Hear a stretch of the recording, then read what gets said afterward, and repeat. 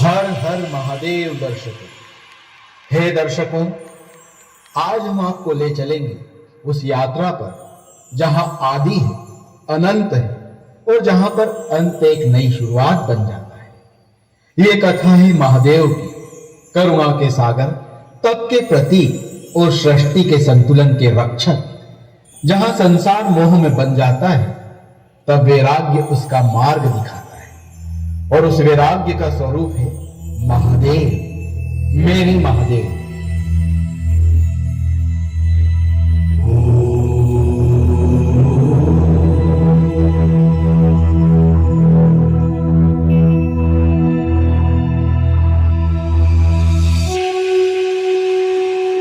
मृत्युंजयाय रुद्राय नीलकंठाय शांभवे अमृतेशाय शर्वाय महादेवाय ते नमः।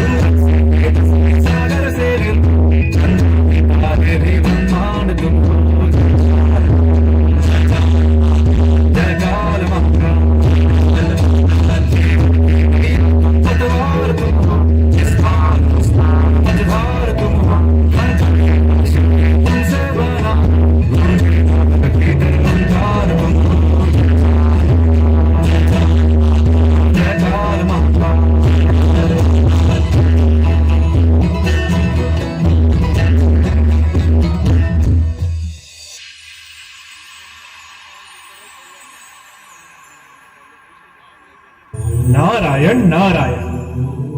हे महादेव, तीनों लोक में आपकी महिमा गूंज रही है, परंतु क्या आप यूं ही ध्यान में लीन रहेंगे? नारद, सृष्टि का कोलाहल और आत्मा का मौन, दोनों का संतुलन ही जीवन है। पर प्रभु, संसार को आपकी करुणा और प्रेम की आवश्यकता है। बिना शक्ति के शिव अधूरे हैं। नारायण नारायण। भगवान शिव का मौन ही उनका उत्तर था और इधर पृथ्वी पर दक्ष प्रजापति के घर एक दिव्य कन्या का जन्म हुआ। उसका नाम रखा गया सती। बालपन से ही उसका मन किसी अनदेखे तपस्वी की ओर आकर्षित होता था, जैसे आत्मा अपने ही स्वरूप को पहचान रही हो। सती जब युवती हुई तो उसके पिता ने उसके विवाह के लिए अनेकों राजाओं और देवताओं को बुलवाया और सती के पिता दक्ष प्रजापति महादेव को अपना शत्रु समझते थे। प्रजापति दक्ष के विचार महादेव के प्रति कुछ अलग ही थे और इधर सती का हृदय तो केवल शिव को ही स्वीकार कर चुका।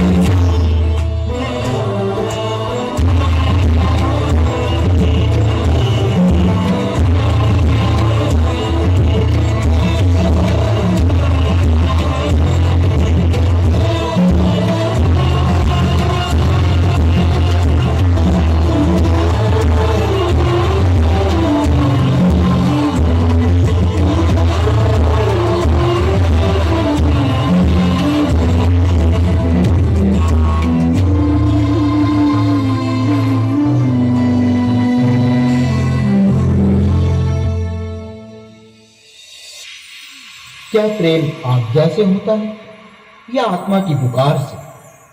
दक्ष प्रजापति ने शिव का अपमान किया, यज्ञ में उन्हें आमंत्रित नहीं किया। क्या हुआ सती, तुम इतनी चिंतित क्यों दिखाई देती हो? पिताजी के यहाँ यज्ञ है महादेव। किंतु हमारा वहां जाना उचित नहीं होगा। पर महादेव, वह मेरे पिताजी हैं, हमें चलना ही होगा। स्त्री हट विनाश का कारण होता है। महादेव, आप मेरी इच्छा का सम्मान करते हुए मुझे मेरे पिताजी के यहाँ लेकर चलेंगे ना? मैं अवश्य तुम्हारे साथ चलता, किंतु तुम्हारे पिता ने हमें निमंत्रण नहीं दिया है। यूं अवंचित बनकर हम कैसे जा सकते हैं? स्वामी, मेरे विचार और मेरी इच्छा का कुछ सम्मान नहीं है आपकी दृष्टि में? सती, यदि मैं प्रजापति दक्ष के यहाँ सम्मिलित नहीं होना चाहता, तो यह मेरा उनके प्रति प्रेम ही है। उन्होंने हमें निमंत्रण नहीं भेजा। इससे स्पष्ट है कि वह नहीं चाहते कि हम उनके यज्ञ में सम्मिलित हों।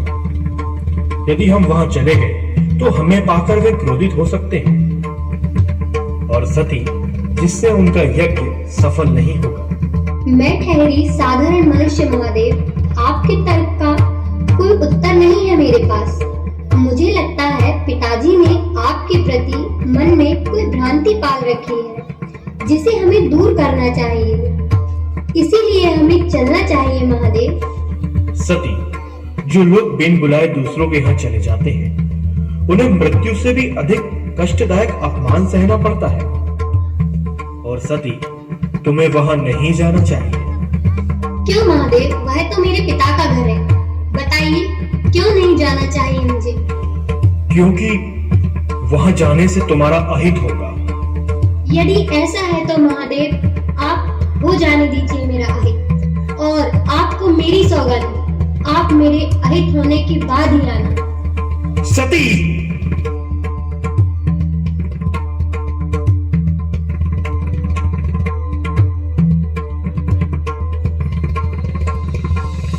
हरे ओम स्वस्ति न इंद्रो वृद्धश्रवाः स्वस्ति नः पूषा विश्ववेदाः स्वस्ति नस्तार्क्ष्यो अरिष्टनेमिः स्वस्ति नो बृहस्पतिर्दधातु ॐ पयः पृथिव्यां पय ओषधे खुपयो दिव्यन्तरिक्षे पयोधाः। पिताजी, मैं आ गई पिताजी। सती, तुम बिना निमंत्रण के चली आई। पता कर कि किसने मेरे आदेशों की अवहेलना की है। मैंने कहा था कि बिना निमंत्रण कोई भी प्रवेश ना करे। पिताजी, पूरी सृष्टि जिस प्रेम को प्राप्त करने के लिए अभिलाषित है, वो महादेव द्वारा आपकी पुत्री को प्राप्त हुआ है। इस पावन बेला में महादेव की अनुपस्थिति नहीं, मेरे पिताजी ऐसा नहीं कर सकते। बस सती, लगता है तुम उस नाट्य शास्त्र के रचयिता से अभिनय की कला भली भांति सीख गई हो। ऐसा ना बोलिए पिताजी, वो मेरे महादेव हैं। उस ओघड़ ने तुम्हें यह भी नहीं सिखाया कि बिना आमंत्रण किसी के घर नहीं जाते? पिताजी, वह मेरे महादेव हैं, जो काल भी है और महाकाल भी। काल और महाकाल आज दोनों चाकर है मेरे घर। बिगाड़ लेगा तेरा वो कपाली। बस पिताजी बस, मैंने पुत्री धर्म का पालन करते हुए आपके सम्मान का पालन किया है। अब मैं पत्नी धर्म का पालन करते हुए मेरे पति के सम्मान को धूमिल नहीं होने दूंगी। आप उनका अपमान न करिए।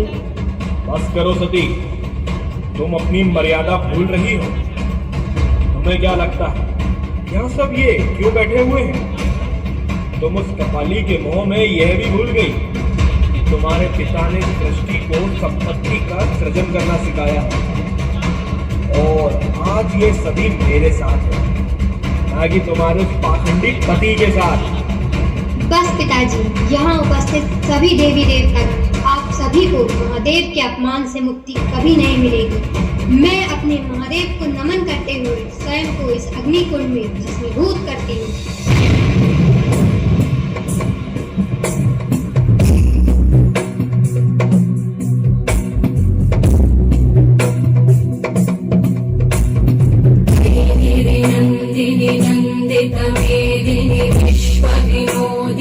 नन्दनुते गिरिवरविन्द्यशिरोधिनि वासिनि विष्णुविलासिनि जिष्णुनुते भगवति हेशिति कण्ठकुटुम्बिनि भूरि कुटुम्बिनि भूरि कृते जय जय हे महिषासुरमर्दिनि रम्यकवर्दिनि शैलसुते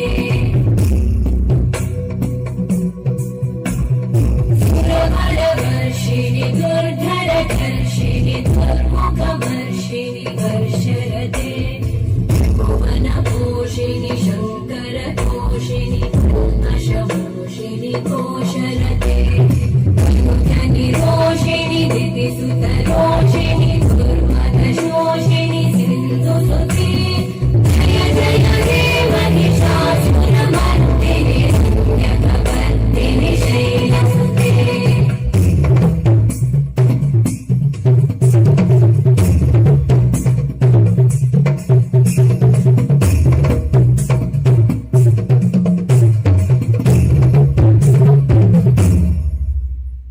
पदकमलं करुणानिलये वरिष्यति योऽनुदिनं सशिवे कमले कमलानिलये कमलानिलये सततं न भवेत् तव पदमेव परं पदमित्यनुशीलयतो मम किं न शिवे जय जय हे महिषासुरमर्दिनि रम्यकवर्दिनि शैलसुते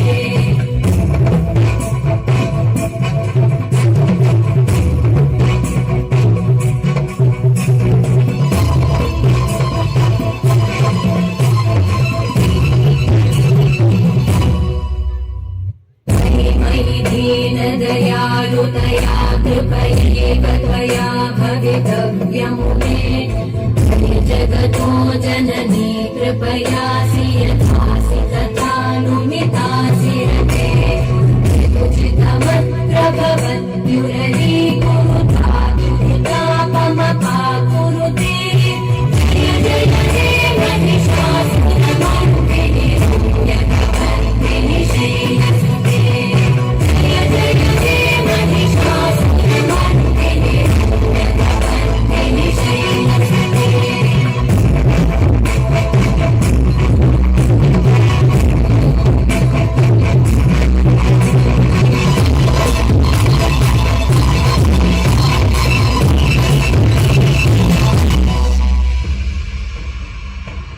प्रजापति, मैं आदि शक्ति हूँ। समस्त ब्रह्मांड में जो ऊर्जा है मैं वो हूँ।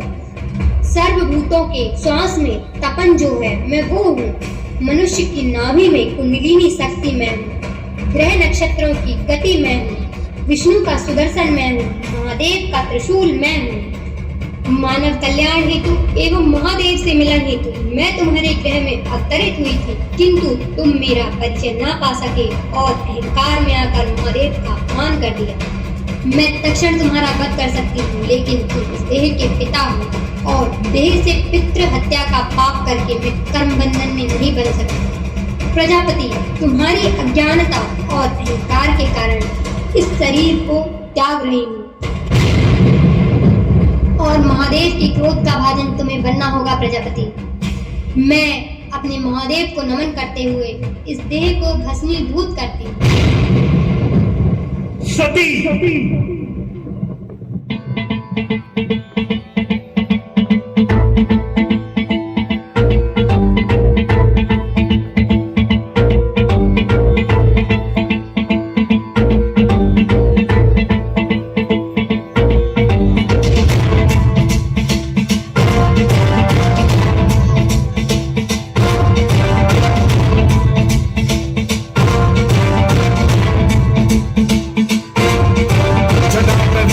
जल प्रवाह पावितस्थले गलेवलम्ब्य लम्बितां भुजङ्गमड्डमड्डमन्निनादवड्डमर्वयं चकार चण्डताण्डवं तनोतु नः शिवं शिवम्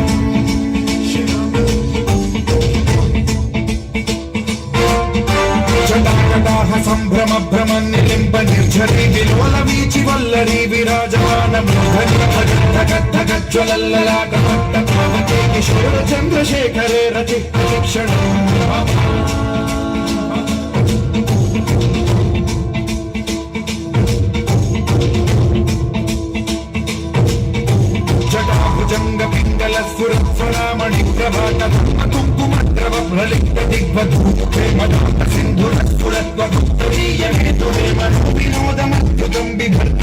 भर्तने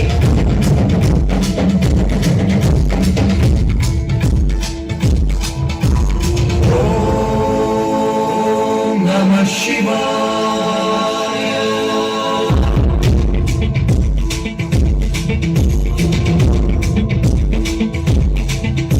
सदाशिवं भजाम्यहं सदाशिवं भजाम्यहं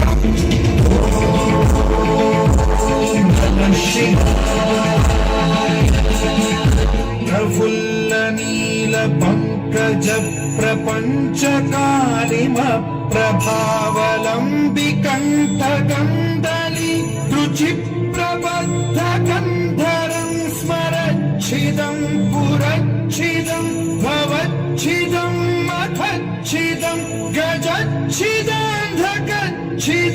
तमन्तकच्छिदं भजे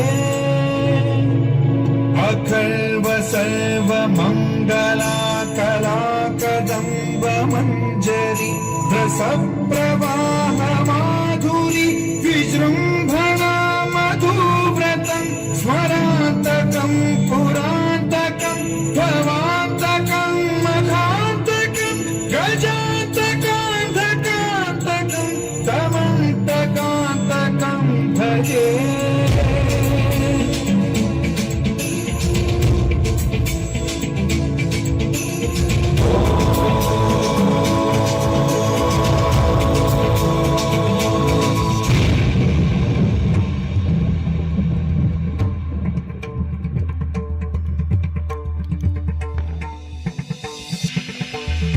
जाओ वीरभद्र जाओ,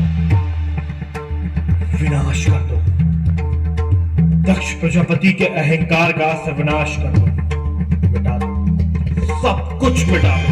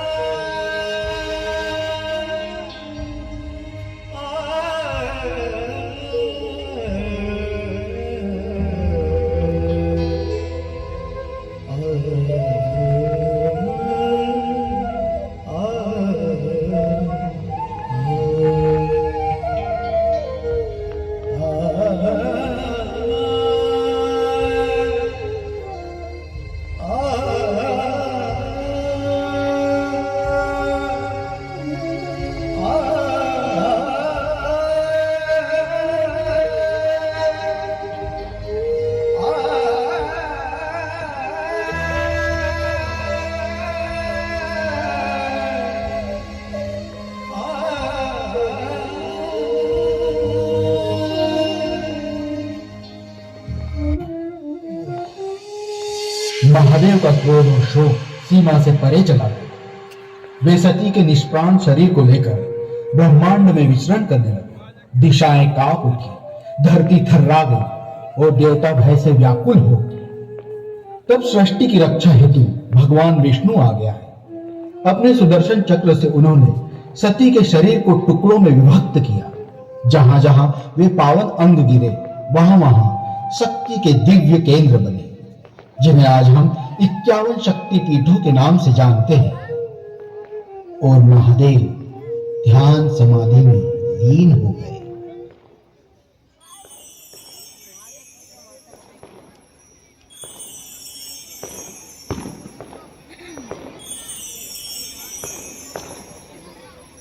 बधाई हो महाराज, बधाई हो।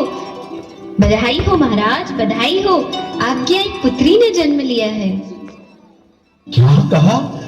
हिमालय राज के यहाँ पुत्री ने जन्म लिया है? ये तो बड़ी खुशी की बात है, सौभाग्य की बात है। सभी में मिठाइयां वितरित की जाए और उत्सव की तैयारियां की जाए। हाँ, ये लो,